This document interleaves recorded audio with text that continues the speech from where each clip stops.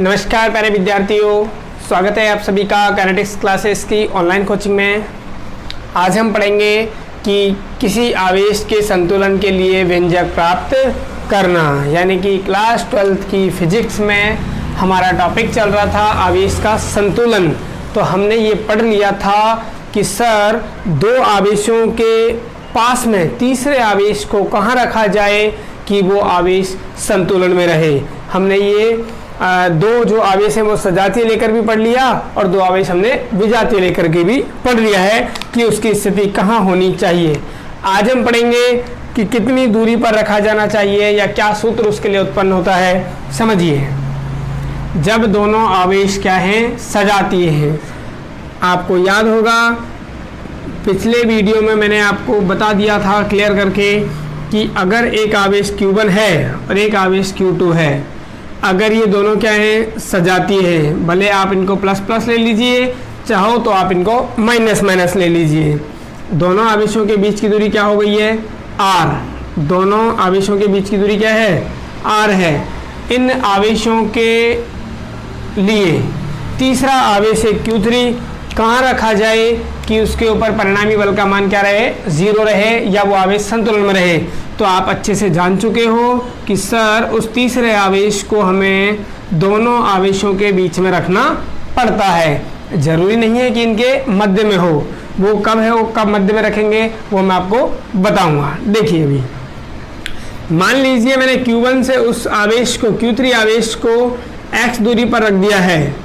मान लीजिए Q3 आवेश जिसको हमें संतुलन पढ़ना है उसको हमने कहाँ रख दिया है, उसको हमने Q1 आवेश से x दूरी पर रख दिया है। हमें ज्ञात करना है इस x का मान कि सर पहले आवेश से कितनी दूरी पर उसको रखा जाए कि वो संतुलन में रहे।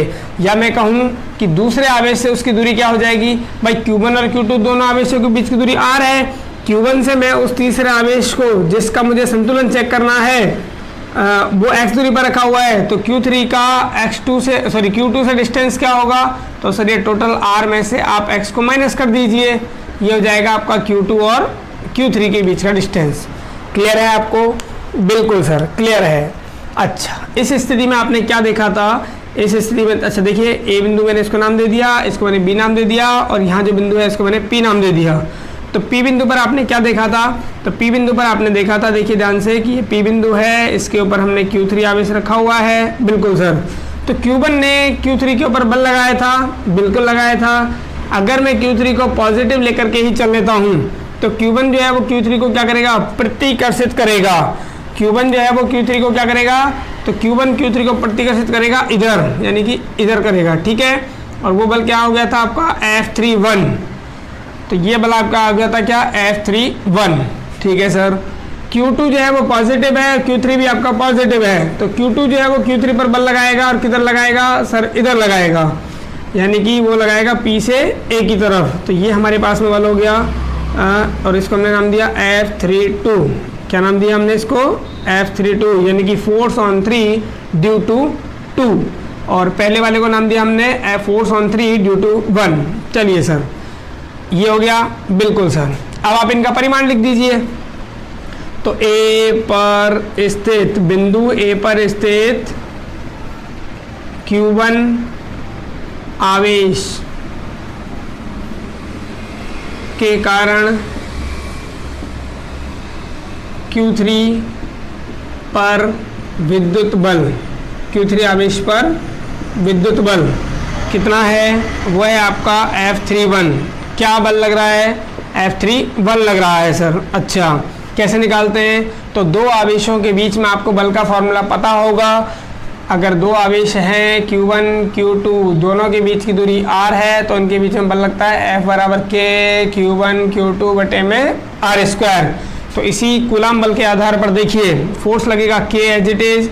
Q1 का काम कौन कर रहा है सर, Q1 ही कर रहा है। Q2 का काम कौन कर रहा है, Q3 कर रहा है, बटे में बीच की दूरी का काम कौन कर रहा है, x कर रहा है, और x का क्या हो जाएगा, स्क्वायर हो जाएगा। समझ में आ गया?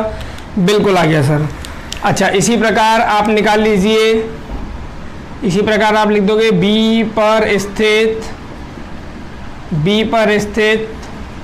Q2 आवेश के कारण, बी पर स्थित Q2 आवेश के कारण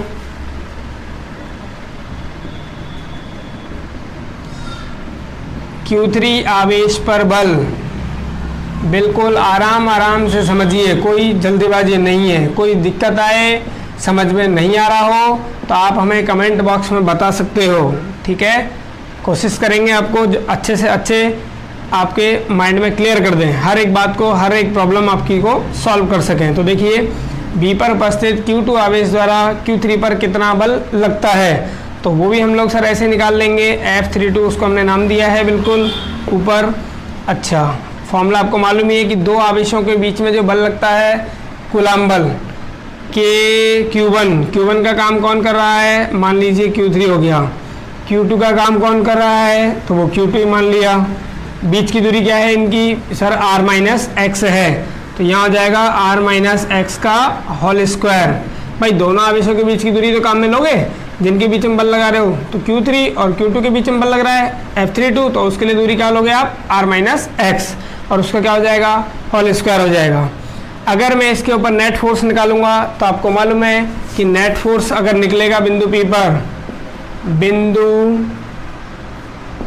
P पर परिणामी बल, बिंदु P पर परिणामी बल, और परिणामी बल अगर आप निकालोगे तो F परिणामी आप जानते हो कि अगर एक बिंदु पर दो बल विपरीत दिशा में होते हैं तो परिणामी निकलता है एक में से दूसरे को माइनस करके, ठीक है। यानी कि F31 में से यहाँ पर क्या कर देता हूँ मैं, F32 को माइनस कर देता हूँ। समझिए आप, दो बल एक दूसरे के क्या हो रहे हैं, विपरीत दिशा में हो रहे हैं सर, और दो बल एक दूसरे के विपरीत दिशा में हो रहे हैं तो उनका परिणामी कैसे निकलेगा, माइनस करके।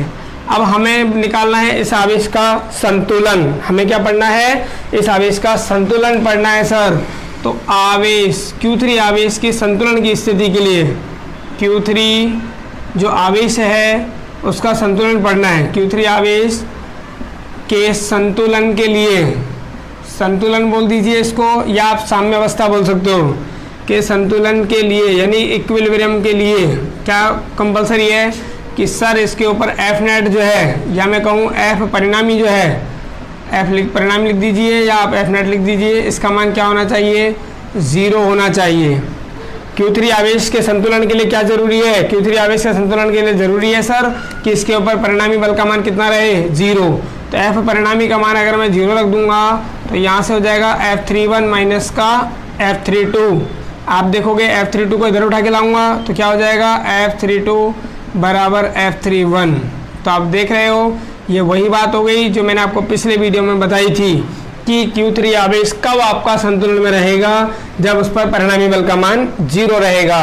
और कंडीशन मैंने क्या दी थी कि इस Q3 आवेश पर Q1 के द्वारा जो बल लग रहा है F31 और Q2 के द्वारा जो इस Q3 पर बल लग रहा है F32, जब ये दोनों आपस में बराबर होंगे तो उस स्थिति में आपका परिणामी बल 0 रहेगा, यानी कि Q3 आवेश आपका संतुलन में रहेगा। तो हमने कर लिया, बिल्कुल सर। अब वैल्यू रख दीजिए आप, तो देखिए F32 की वैल्यू रख रहा हूँ मैं K Q2 Q3 अपॉन में r-x का होल स्क्वायर हो गया, बिल्कुल सर। Q3 को मैंने शायद पीछे लिख दिया तो उससे कोई फर्क पड़ता नहीं है, ठीक है। F31 है आपका, ये हो गया आपका K Q1 Q2, sorry Q2 की जगह Q3 है वहाँ पे, अपॉन में क्या है x स्क्वायर। देख रहे हो आप, F31 और F32 का मैंने मान रख दिया, दोनों का आपस में क्या कर दिया, बराबर कर दोगे तो आपको दिख रहा है कि सर K से K कैंसिल हो जाएगा, Q3 से आपका Q3 कैंसिल हो जाएगा, बचेगा क्या सर, तो बचेगा यहाँ पे आपका Q2 अपॉन में r-x का होल स्क्वायर बराबर यहाँ हो जाएगा Q1 अपॉन में x स्क्वायर। दिख रहा है सर, बिल्कुल दिख रहा है। तो आगे सॉल्व कर देते हैं इसको। देखिए आगे क्या करना पड़ेगा आपको, क्रॉस मल्टीप्लाई आपको करना पड़ेगा। तो देखिए Q2 अपॉन में r-x, Q2 अपॉन में r-x का होल स्क्वायर है, एक बार मैं लिख देता हूँ इसको, और यह है Q1 अपॉन में x स्क्वायर, बिल्कुल सर। इसको आप सॉल्व करने के लिए आगे वर्गमूल ले लीजिए। क्या ले लोगे, वर्गमूल लेने पर ध्यान रखना, मैं आपको सॉल्यूशन का तरीका बता रहा हूँ। आगे क्या करना है आपको, वर्गमूल ले लेना है, यानी कि स्क्वायर रूट आपको लेना है। तो लिख सकते हो आप taking square root both sides, दोनों तरफ स्क्वायर रूट लेने पर। तो Q2 जो है ये तो रूट में हो जाएगा, बिल्कुल सर।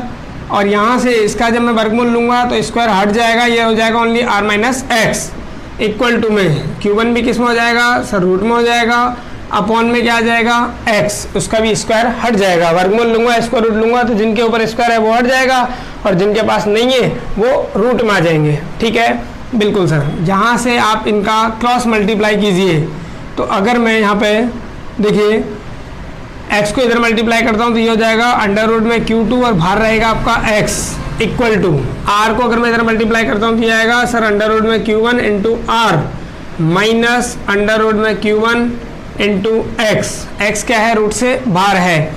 x वाली टर्म को वन साइड कर लेता हूँ तो इधर माइनस का अंडर रूट में Q1 x है, इसको उठा करके इधर ले आता हूँ, तो इधर उठा करके लेके आऊँगा तो इधर आके पॉजिटिव का हो गया Q1 इंटू एक्स, इधर पहले से ही प्रेजेंट है आपका अंडर रूट में Q2 और बाहर है x इक्वल टू, उधर कौन बचा, उधर बचा सर अंडर रूट में Q1 इंटू आर। ठीक है, ओके सर। यहाँ से अगर आप x कॉमन ले लोगे तो आपको ब्रैकेट में मिलेगा अंडर रूट में Q1 प्लस अंडर रूट में Q2, ब्रैकेट बंद इक्वल टू में उधर कौन रखा हुआ है, तो उधर है आपका अंडर रूट में सर Q1 और इंटू आर है, आर आपका रूट से क्या है बाहर है। आपको क्या निकालना है, यहाँ से x की वैल्यू निकालनी है। मैंने कहा ना आपको तीसरे आवेश का संतुलन की स्थिति निकालनी है, तो तीसरा आवेश हमने कहाँ रखा था, Q1 आवेश से x दूरी पर रखा था। तो हमारा मकसद क्या है कि Q3 आवेश जो है वो Q1 से किस डिस्टेंस पर रखा जाए कि वो संतुलन में रहे। तो यहाँ से देखिए अंडर रूट में Q1 ये आपका लिखा हुआ है इंटू आर, बिल्कुल इसके डिवाइड में आप ले जाइए किसको, अंडर रूट में Q1 प्लस अंडर रूट में Q2 को। समझ में आया आपको? तो ये आपका हो गया फाइनली फॉर्मूला कि किस दूरी पर वो तीसरा आवेश संतुलन में रहेगा। किस दूरी पर रहेगा आप देख रहे हो, क्या दिख रहा है आपको कि सर हम x निकाल रहे थे, Q1 आवेश से वो दूरी निकाल रहे थे जिस दूरी पर हमारा तीसरा आवेश संतुलन में रहेगा। तो वो क्या है, ये पहले आवेश का अंडर रूट इंटू दोनों आवेशों के बीच की दूरी r बटे में पहले आवेश का वर्गमूल प्लस दूसरे आवेश का वर्गमूल। क्लियर है क्या, समझ में आया होगा आप लोगों को? अगर आपको देखिए इस तरीके से आप x निकाल लोगे, ये तो आपका हो जाएगा Q1 आवेश से Q3 आवेश का दूरी कि Q1 आवेश से Q3 को कितनी दूरी पर रखा गया है कि उसके ऊपर F नेट 0 रहे। अगर आपको दूसरा आवेश से निकालना पड़ जाए, Q2 आवेश से इसका निकालना पड़ जाए, तो आप या तो ये कर लीजिए कि पहले आप Q1 आवेश से निकाल लीजिए x और उसको आप टोटल दूरी जो थी r उसमें से माइनस कर दीजिए, या फिर आपको एक डायरेक्ट फंडा बताता हूँ मैं। देखिए हमने Q1 आवेश से ये दूरी देखी थी, बिल्कुल सर Q1 आवेश से हमने दूरी देखनी थी, हमने माइंड में फिक्स किया था कि Q1 आवेश से हम Q3 को मान लेते हैं x दूरी पर और x हमने निकाल लिया। अगर यही मैं फिक्स कर लेता हूँ Q2 आवेश से कि मान लो मुझे Q2 आवेश से वो दूरी निकालनी है x, ठीक है, अब ये डायरेक्ट फंडा बता रहा हूँ मैं। देखिए तो यहाँ पे क्या हो रहा था कि जिस आवेश से मुझे दूरी ज्ञात कर रही है उस आवेश का वर्गमूल ऊपर आएगा। देख सकते हो आप, जब मैं Q1 आवेश से उस बिंदु की दूरी देख रहा था x थी, बिल्कुल, तो जिस आवेश से देख रहा हूँ तीसरे आवेश की दूरी, वो आवेश का वर्गमूल कहाँ पर आएगा, ऊपर आएगा। तो आप ये यहाँ पर कर दीजिए, अंडर रूट में जब मैं Q2 आवेश से देखूंगा तो Q2 हो जाएगा, बाकी आप एज इट इज रहने दीजिए, बाकी जो है वो आपका एज इट इज ही रहेगा, उसमें कोई चेंज नहीं होगा। समझ में आ गया क्या? तो ये आप डायरेक्ट फंडा यूज़ करके भी निकाल सकते हो। तो आपको उम्मीद करता हूँ दोनों आवेश के सजातीय जो केस है उसके लिए आपको स्थिति समझ में आई होगी। इसके ऊपर बेस्ड हम लोग न्यूमेरिकल करेंगे। आपको ये थ्योरेटिकल अगर आ जाता है तो करना है आपको, बाकी न्यूमेरिकल्स के लिए आपको सिर्फ इतना सा याद रखना है कि तीसरा आवेश का संतुलन जब हम चेक करेंगे तो पहले आवेश ने उसके ऊपर कितना बल लगाया, दूसरे आवेश ने उसके ऊपर कितना बल लगाया, दोनों को निकाल लीजिएगा और दोनों को आपस में बराबर कर दीजिएगा, खुद ही आपका आंसर आ जाएगा। प्यारे विद्यार्थियों, अगर आपको वीडियो पसंद आया है तो वीडियो को लाइक करिए, और अगर आपको हमारे साथ पढ़ना अच्छा लग रहा है तो हमारे चैनल को सब्सक्राइब कीजिए, ज़्यादा से ज़्यादा अपने दोस्तों के साथ यानी कि अपने फ्रेंड्स के साथ शेयर कीजिए, और उन लोगों को भी कहिए कि हमारे चैनल को सब्सक्राइब करके हमारे साथ पढ़ना स्टार्ट करें। ठीक है, धन्यवाद।